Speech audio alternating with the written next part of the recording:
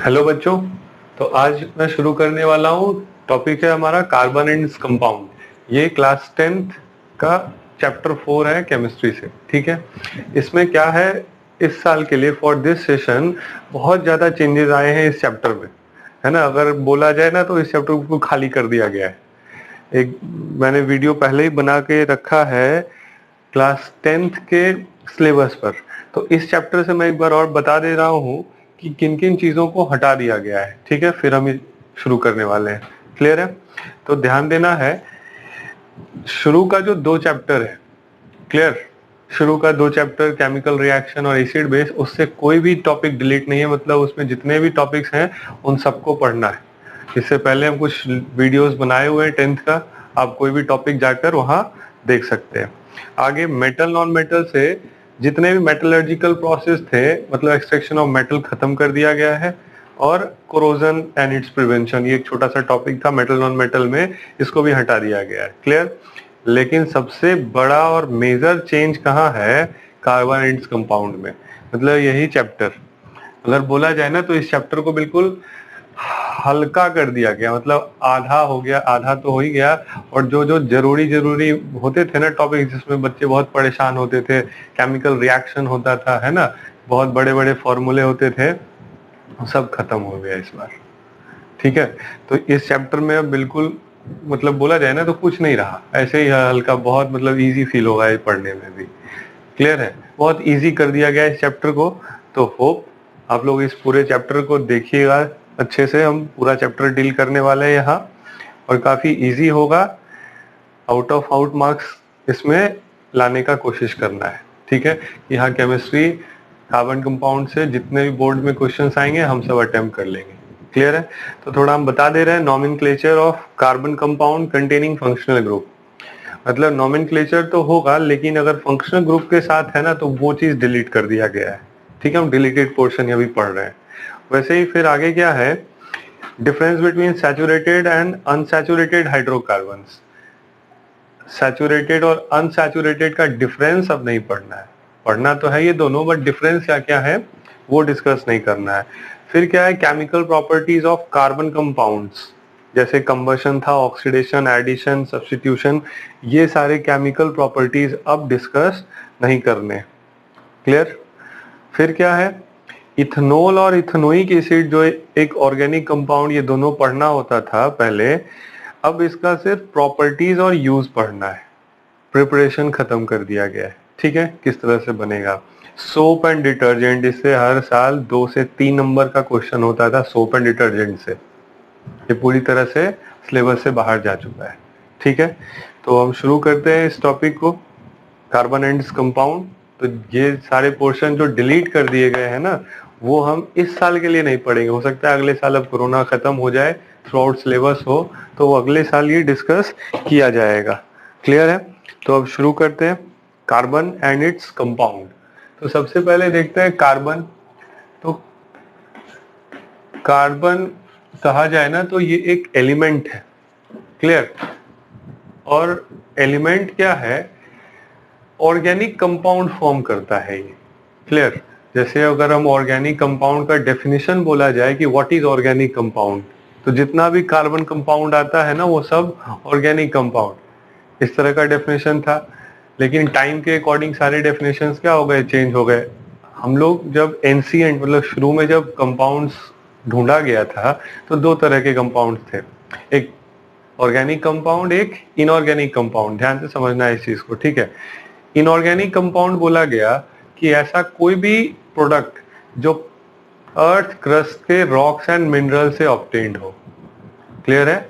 Earth crust के rocks and mineral से अगर कोई भी कंपाउंड मिल रहा है, वो सब क्या कहलाएगा, all are organic, inorganic compound. ठीक है, ऑर्गेनिक के लिए क्या था डेफिनेशन, ऐसा बोला गया, एंशिएंट डेफिनेशन, ठीक है ना, कि कोई भी ऐसा प्रोडक्ट जो प्लांट्स और एनिमल सोर्स से ऑब्टेन्ड, प्लांट्स और एनिमल सोर्स से कोई भी चीज आ रहा है, ऑल आर ऑर्गेनिक। जैसे ऑयल हो गया, फैट हो गया, घी हो गया, है ना, whatever it may be, if it is obtained from plant और animal source, it is organic compound. फिर टाइम थोड़ा चेंज हुआ, आगे बढ़ा। फिर क्या देखा गया इनऑर्गेनिक के लिए वही डेफिनेशन था जो पहले फॉलो करते थे, रॉक्स और मिनरल्स, है ना, क्रस्ट का। बट ऑर्गेनिक के लिए क्या देखा गया ना, इसमें एनालाइज किया गया कि कार्बन अगर किसी कंपाउंड में प्रेजेंट है तो all are called organic compound. ठीक है, अगर कहीं भी कार्बन दिख गया तो हम क्या बोलेंगे, वो क्या है, एक ऑर्गेनिक कंपाउंड है। ठीक है, फिर इसके लिए कुछ प्रॉब्लम क्रिएट हो गया। क्या क्रिएट हुआ, हमारे पास CO2 है, कार्बन डाइऑक्साइड है, कार्बन मोनोऑक्साइड है, कार्बोनेट आयन है CO3 2 माइनस, ये सब में भी कार्बन दिख रहा है इधर, but they are not organic compound, they are typical inorganic compounds. फिर क्या प्रॉब्लम है, फिर और स्टडी आगे बढ़ा। अब क्या देखा गया, या फिर अब क्या बोला जाता है, जो हम लोग मॉडर्न डेफिनेशन फॉलो करते हैं, ध्यान से समझना है कि हाइड्रोकार्बन्स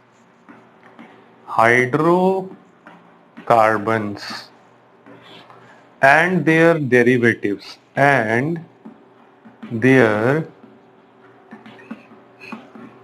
डेरिवेटिव्स, इसको हम आगे भी एक्सप्लेन करने वाले हैं, अभी तो बस जनरल इंट्रोडक्शन होगा कार्बन का, है ना। जब ऑर्गेनिक कंपाउंड टॉपिक आएगा तो हम ये डेफिनेशन लिखाएंगे, ठीक है ना।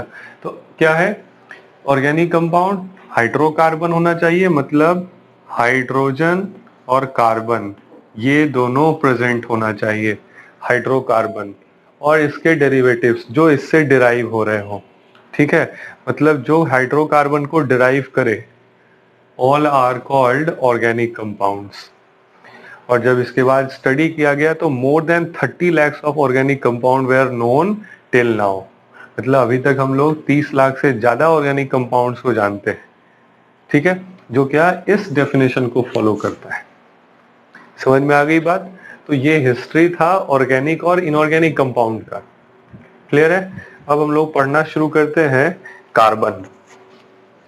तो अगर बोला जाए कार्बन, तो it is the 6th element, है ना, ये 6th एलिमेंट है, जिसका एटॉमिक नंबर क्या, कार्बन सिंबल क्या यूज करते हैं, C।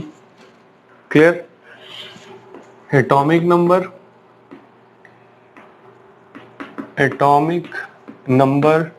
6, mass number it is 12, ये लिखा जाता है। ठीक है, किस तरह का ये एलिमेंट है, तो it is a non metal, ये एक नॉन मेटल है। और क्या बोल सकते हैं इसके बारे में, ये diamond and graphite is the purest form of carbon, मतलब नेचुरल फॉर्म इसका क्या है, कार्बन का ग्रेफाइट एंड डायमंड, मतलब डायमंड एंड ग्रेफाइट, ये दो इसके नेचुरल फॉर्म है, और एक आर्टिफिशियल है बकमिनिस्टर फुलरेन, है ना, जिसको हम C60 या बग्गी बॉल के नाम से जानते हैं। अभी आगे डिस्कस करेंगे उसको। ठीक है, तो कार्बन दो आइसोटॉप्स में है, कार्बन 12 और कार्बन 13। ठीक है, तो ये इसका हो गया इंट्रोडक्शन। अब इसके क्या है ना, कुछ यूनिक फीचर्स हैं। क्लियर, क्या बोलेंगे, it is unique features of carbon, या फिर characteristic property of carbon.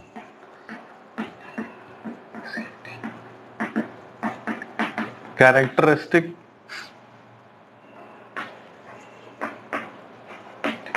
Properties of carbon. क्या कैरेक्टरिस्टिक प्रॉपर्टी है, मतलब किस लिए कार्बन जो है, मतलब कौन कौन से ऐसे प्रॉपर्टीज हैं जिनके कारण इसको यूनिक बोला जाता है। ठीक है, तो यूनिक प्रॉपर्टी का फर्स्ट क्या है, कैटेनेशन। कैटेनेशन ये क्या है, इट इज सेल्फ लिंकिंग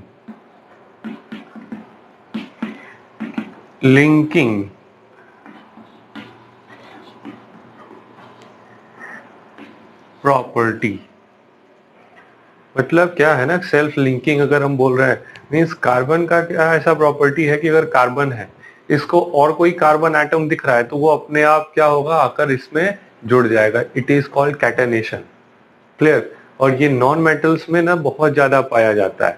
क्या नॉन मेटल्स में पाया जाता है कि सेल्फ लिंक हो जाता है। मगर अगर मतलब कि अगर हमें फास्फोरस देखें या फिर सल्फर देखें तो इन सब में भी ये प्रॉपर्टीज बहुत ज्यादा पाई जाती है। ठीक है, तो हम क्या बोलेंगे, कार्बन के पास क्या है, एक सेल्फ लिंकिंग प्रॉपर्टी है, जिसके कारण कार्बन क्या है ना, बहुत लंबा चेन बना सकता है, ब्रांच बना सकता है। मतलब जितने भी कार्बन एटम्स दिखेंगे, एक कार्बन दूसरे कार्बन को क्या करेगा, लिंक कर लेगा, फिर दूसरा तीसरे को। इस तरह से क्या होगा, कार्बन का बहुत लंबा इस तरह से चेन बन सकता है। या फिर इस कार्बन से कोई कार्बन आ गया तो इस तरह से ब्रांच बन सकता है, इधर एक कार्बन दिख गया इस तरह से बन जाएगा। मतलब due to this property carbon forms a long chain या फिर मेनी ब्रांचेस या लॉन्ग ब्रांचेस। तो हम क्या बोलेंगे, ये एक यूनिक प्रॉपर्टी है कार्बन के लिए। दूसरा क्या है, सेकेंड, इसमें ऑलवेज फॉर्म कोवेलेंट बॉन्ड। ये बहुत जरूरी प्रॉपर्टी है, ऑलवेज फॉर्म कोवेलेंट बॉन्ड। मतलब कार्बन जो है ना हमेशा कोवेलेंट बॉन्ड बनाएगा, मींस इनऑर्गेनिक में, सॉरी, ये आयोनिक बॉन्ड बनाने में नहीं आएगा। मतलब आयंस, मतलब कार्बन कैटायन या कार्बन एनायन फॉर्म नहीं करेगा। क्यों नहीं करेगा उसकी बात कर लेते हैं थोड़ी सी। देखते हैं हमारे पास कार्बन है, कार्बन का एटॉमिक नंबर होता है 6, कॉन्फ़िगरेशन 2 और 4। इसके पहले चैप्टर्स में क्या पढ़े थे कि अगर कोई एक एटम है तो वो ऑक्टेट पूरा करने की कोशिश करता है, मतलब टू बिकम स्टेबल। और ऑक्टेट कैसे पूरा करेगा, आइदर बाय लूजिंग और गेनिंग इलेक्ट्रॉन्स, है ना। लास्ट में आउटर मोस्ट शेल में 8 होना चाहिए। तो 8 होने के लिए क्या होगा, ध्यान से यहाँ देखते हैं।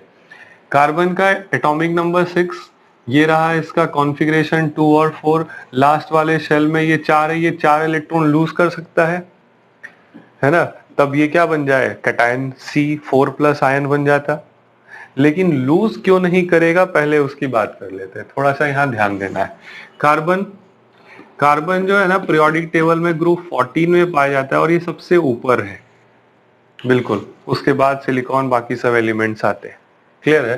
तो अब कार्बन का एटॉमिक रेडियस जो है ना, ये न्यूक्लियस हो गया, फर्स्ट शेल, सेकेंड शेल।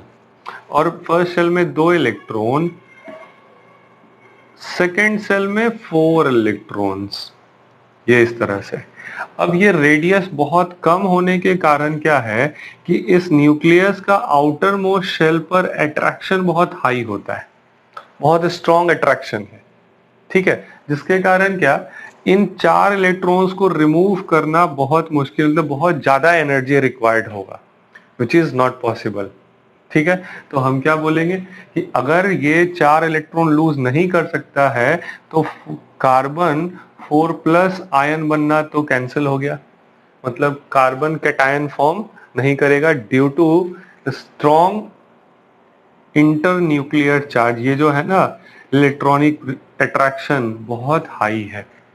ठीक है, इसको इलेक्ट्रोस्टैटिक अट्रैक्शन या कूलम्बिक फोर्स से रिप्रेजेंट करते हैं। तो बहुत ज्यादा यहाँ ये नहीं समझना, समझना क्या है कि ये जो इलेक्ट्रॉन्स हैं इनका attraction towards nucleus is very high due to small atomic radius. समझ में आ गई बात, आगे बढ़ते हैं। अब अगर ये कैटायन नहीं बन सकता तो एनायन बन सकता था। अब एनायन क्यों नहीं, फिर देखते हैं। कार्बन, ये इसका क्या है, ये रहा 1, 2, लास्ट में 4। और स्टेबल होने के लिए क्या चाहिए, 4 और इलेक्ट्रॉन्स चाहिए, 4 इलेक्ट्रॉन्स मोर। अब 4 माइनस पहले से प्रेजेंट है, 4 और आ जाए तो क्या होगा, इंटर इलेक्ट्रॉनिक रिपल्शन शुरू हो जाएगा। अगर नंबर में 1-2 कम होता तो ठीक था, बट दोनों बराबर है। मैग्नीट्यूड क्या हो रहा है, पहले से 4 माइनस प्रेजेंट है और 4 माइनस आ जाएगा। तो एनसीईआरटी में इसको ऐसा लिखा गया है, due to energy consideration it is not possible to form an ion. मतलब कार्बन C4 माइनस भी नहीं बनेगा। क्यों नहीं बनेगा, क्योंकि यहाँ 4 एक्सेप्ट करना कार्बन के लिए पॉसिबल नहीं है। एक तो एटॉमिक रेडियस छोटा, ठीक है, ऊपर से क्या 4 माइनस पहले से है, 4 और माइनस आ जाएगा तो क्या होगा, रिपल्शन होना शुरू हो जाएगा। समझ में आ गई बात। तो हमारे पास क्या है, ये क्या ऑलवेज फॉर्म कोवलेंट बॉन्ड। क्यों कोवलेंट बनाएगा, क्योंकि कैटायन या एनायन बनना तो पॉसिबल है ही नहीं कार्बन के लिए। ये मामला समझ में आ गया, क्या है प्रॉपर्टीज। ओके, अब आगे देखते हैं tetravalency. Third property for carbon is tetravalency. Third property है कार्बन का टेट्रावैलेंसी। ठीक है, ये कवर हो रहा है स्क्रीन में, हाँ ठीक है। ओके, तो टेट्रावैलेंसी क्या, carbon has a covalency of 4। यहां दो वर्ड यूज किया गया है, टेट्रा। टेट्रा का मतलब हो गया 4, और ये टेट्रा, टेट्रा का मतलब 4, वैलेंसी समझ रहे हैं, वैलेंसी कंबाइनिंग कैपेसिटी। और वो कैसा कंबाइनिंग कैपेसिटी, कोवैलेंसी। ये वैलेंसी तो है बट कैसा वैलेंसी है, कोवैलेंसी है, मतलब कोवलेंट बॉन्ड में आएगा। क्योंकि पहले हम पढ़ चुके हैं ये क्या बनाएगा, ऑलवेज कोवलेंट बॉन्ड फॉर्म करेगा। ठीक है, तो इसकी क्या होगी, कोवैलेंसी 4 होगी, मतलब ये 4 कोवलेंट बॉन्ड बनाएगा। क्लियर। फिर क्या है फोर्थ प्रॉपर्टी इसके लिए, फोर्थ यूनिक प्रॉपर्टी है कार्बन का, फॉर्म्स, मतलब कार्बन फॉर्म्स मल्टीपल बॉन्ड। ये भी एक बहुत अच्छा प्रॉपर्टी है कार्बन के पास, मल्टीपल बॉन्ड। कि अगर किसी कार्बन को एक कार्बन मिल गया तो उसको तो सेल्फ लिंकिंग प्रॉपर्टी है। अब अगर कोई और कार्बन नहीं मिल रहा है तो आपस में ही बॉन्ड बना लेगा, मतलब मल्टीपल बॉन्ड्स भी बना सकता है। एक तो 4 बॉन्ड बनाएगा ही बनाएगा, और अगर कोई नहीं मिल रहा है तो आपस में भी कार्बन बॉन्ड बना सकता है। ठीक है, कैसे वो देखते हैं। कार्बन के लिए 4 वैलेंसी, मतलब कुछ इस तरह से 4 सिंगल बॉन्ड बनाकर पूरा कर सकता है, नहीं तो क्या कार्बन 2 डबल बॉन्ड बनाकर पूरा कर सकता है। ठीक है, नहीं तो क्या कार्बन एक डबल बॉन्ड 2 सिंगल बॉन्ड बनाकर पूरा कर सकता है। ठीक है, मतलब 4 बॉन्ड हर हाल में पूरा होना चाहिए, या फिर एक ट्रिपल बॉन्ड और एक सिंगल बॉन्ड बनाकर पूरा कर सकता है। मतलब all the possible cases for carbon to form tetravalence is completed. मतलब ये जितने भी कंडीशंस थे ना वो सब हो चुके हैं। समझ में आ रहा है ये बात। ओके, तो अब और आगे बढ़ते हैं, देखते हैं क्या कि अब कौन सा यूनिक प्रॉपर्टी रह गया। तो next is isomerism.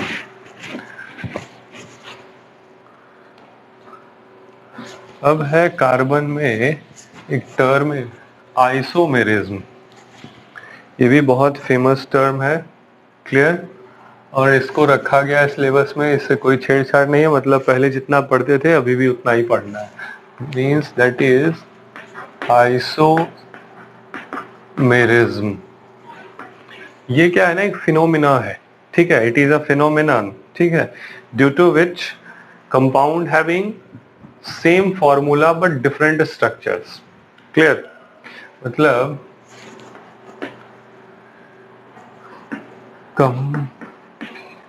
compounds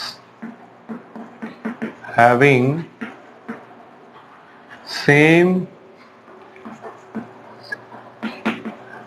chemical formula but different structures। यहां पर फॉर्मूला सेम होगा लेकिन स्ट्रक्चर डिफरेंट होगा। कैसे स्ट्रक्चर डिफरेंट होगा वो देख लेते हैं। क्या है यहाँ पर हमारे पास, अगर एक कार्बन है, क्लियर, तो एक कार्बन के साथ क्या होगा, एक और कार्बन लगा दे तो 2 कार्बन, एक और कार्बन लगा दे तो ये 3 कार्बन। इसको कितने तरह से अरेंज कर सकते हैं, इसको सिर्फ इसी तरह से अरेंज कर सकते हैं, और कोई पॉसिबिलिटी नहीं है। क्लियर। अब हम क्या करते हैं, 4 कार्बन का एक चेन लाते हैं, ये रहा।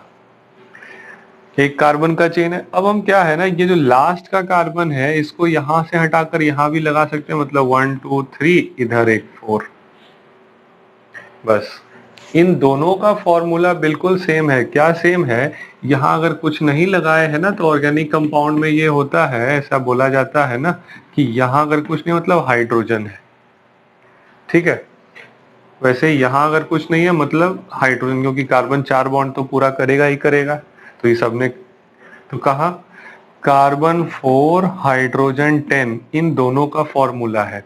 बट स्ट्रक्चर क्या दिख रहा है, यहाँ एक चेन में कार्बन है, यहाँ एक चेन में 3 कार्बन है और दूसरे नंबर पर एक ब्रांच आ रहा है। इसको ब्रांच बोलते हैं कि अगर मेन चेन से कोई कार्बन अटैच हो रहा है तो दे आर कॉल्ड ब्रांचेस। तो यहाँ पर एक कार्बन का एक ब्रांच है, तो इन दोनों का formula same but structure different. तो ये नहीं, कौन, ये दोनों आपस में क्या होगा, both are what, both are isomers. समझ में आ गया? 10th में बहुत बेसिक लेवल ही समझना है। ऐसे तो आइसोमर्स के बहुत सारे डिफरेंट डिफरेंट टाइप्स हैं, बहुत बड़ा ब्रांच है आइसोटॉप, बहुत बड़ा टॉपिक है ये, ठीक है। बट हम लोग अभी फिलहाल तो इंट्रोडक्शन देख रहे हैं, फिर आगे बढ़ेंगे तो इसका और डिटेल जब हम लोग नॉमेनक्लेचर वगैरह पढ़ लेंगे तो इसका कैसे नॉमेनक्लेचर होता है। तो अगर 4 कार्बन का है तो 2 आइसोमर बनेगा। और बोर्ड एग्जाम में जो क्वेश्चन आता है ना, बहुत बार आ चुका है, 5 कार्बन के साथ, मतलब C5H12, how many isomers are possible, कितने आइसोमर बन सकते हैं इसके लिए। तो देखते हैं पहले 1 2 3 4 5, फिर 1 2 3 4, इस दूसरे नंबर पर एक कार्बन लगा देते हैं। क्लियर? अगली बार यहाँ नहीं, वैसा नहीं कर सकते हैं। क्या होता है ना, जिधर से पहला ब्रांच जल्दी मिलेगा उधर से हम काउंटिंग शुरू करते हैं, ये भी ध्यान रखना है, ठीक है। आगे बढ़ते हैं, फिर क्या किया जाए, 1 2 3, इधर 4 इधर 5, ये बन गया। इन तीनों का फॉर्मूला सेम होगा, they all 3 are having same formula, यही रखना है, यही होगा C5H12। डिफरेंस किसका, स्ट्रक्चर का डिफरेंस आ रहा है। इसको हम बोलते हैं इट इज नॉर्मल पेंटेन,